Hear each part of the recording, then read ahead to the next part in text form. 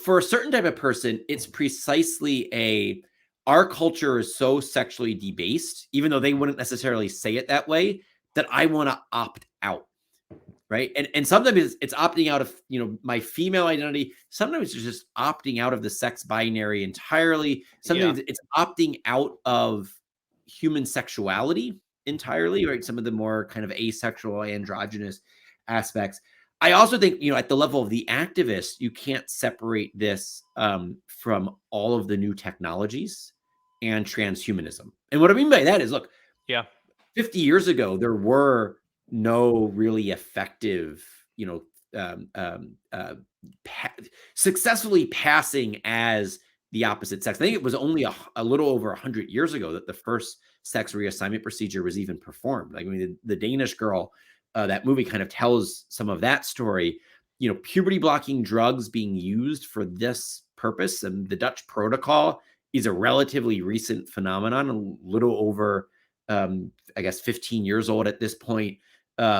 If you think about this, until the invention of synthetic testosterone, synthetic estrogen, puberty blocking drugs, and all of the various surgeries, and not just the focal surgeries of the mastectomies, but more tertiary surgeries, things to reduce my knuckles, things to reduce my Adam's apples, electrolysis for my facial hair. I mean, it's amazing how many surgeries I could go through if I wanted to identify as a woman.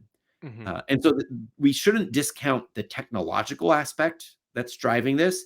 And then also some of the transhumanist aspect, which you can then kind of put in the same bucket as just rejecting the idea that we are creatures and that there is a creator, right? And so if you think that all of creation, all of, you'd say nature instead of creation, is just like raw silly putty, and we each get to refashion. And right, this is just my skin bag. This is just my costume. The real me, so Gnostic dualism, the real me is something other than the body, and I can now refashion my body.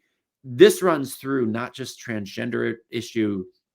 I think it's partly at the core of the same-sex marriage debate. It's partly at the core of the abortion debate. It's at the core of the assisted suicide debate. The idea that the body is something other than the self, body-self dualism, is a common thread running through a lot of our most kind of like third rail social, cultural, political issues today.